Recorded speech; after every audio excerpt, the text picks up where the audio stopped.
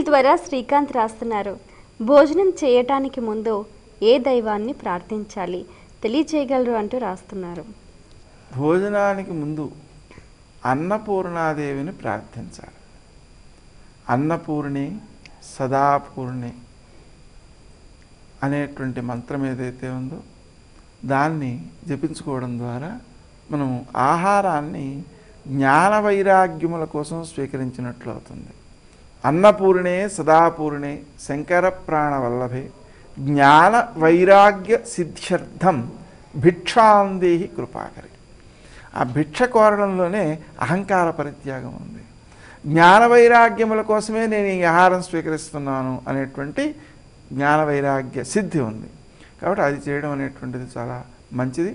దాంతోపాటుగా అన్నం బ్రహ్మ రసో విష్ణు భోక్తాదేవో మహేశ్వర అనేటువంటి మంత్రాన్ని కూడా జపించుకోవడం వల్ల మనకు అన్నం పరబ్రహ్మస్వరూపం అని భావిస్తుంటాం కదా, అది కూడా సిద్ధిస్తుంది.